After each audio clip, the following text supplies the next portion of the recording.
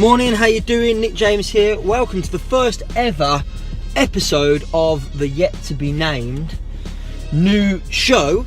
I say first ever episode, technically it's the second episode, but yesterday when I shot the first episode, somebody called me mid-shoot, and I didn't realise at the time that when somebody calls you, it stops the video recording, so we only got about 30 seconds worth of footage. Anyway, as fascinating as I'm sure that is for you, let's get cracking. So, well, first things first, what's this all about?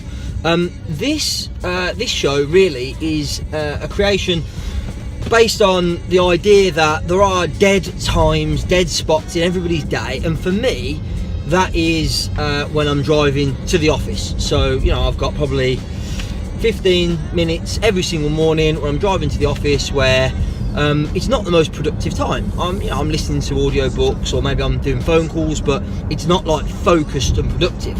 So what I thought is I would, in the 10 or 15 minutes it takes me to get to the office every day, create a little video for you, which means that I'll be putting out, you know, at least 3 times a week, probably more, but minimum 3 times a week, new video content for you on our Facebook page, inside our Facebook community, out to our email list, etc, etc.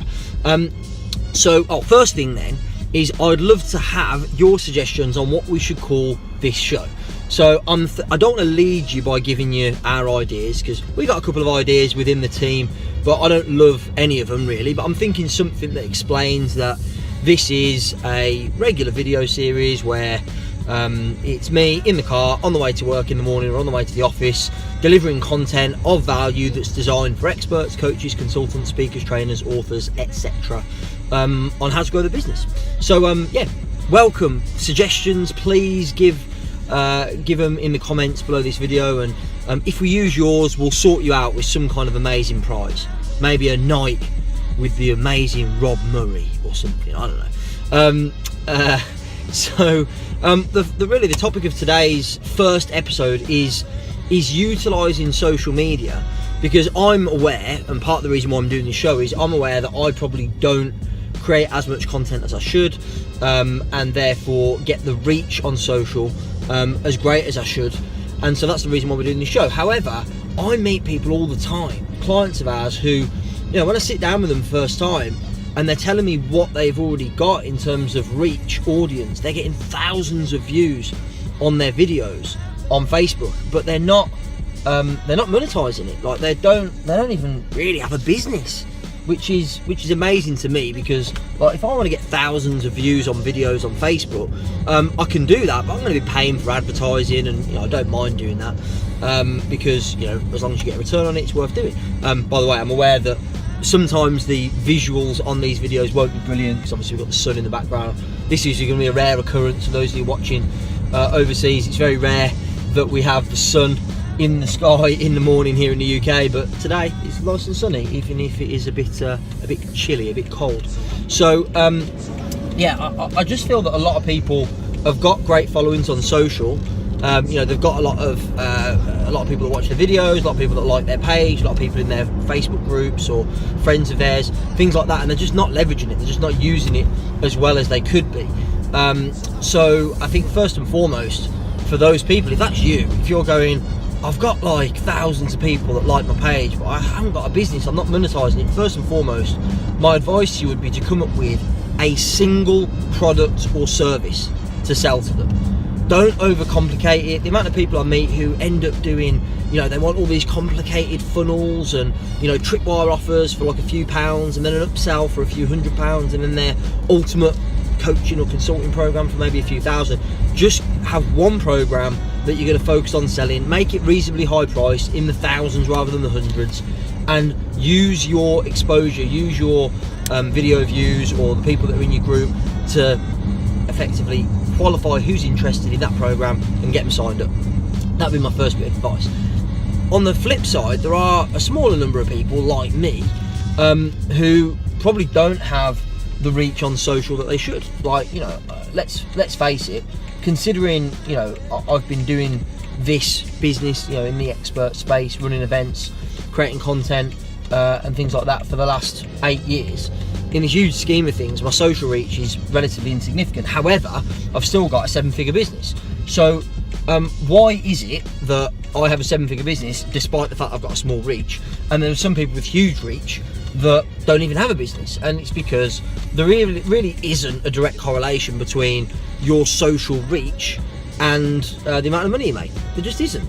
You know, I mean, obviously, if you have a great big social reach and you're doing a good job of monetizing it, great.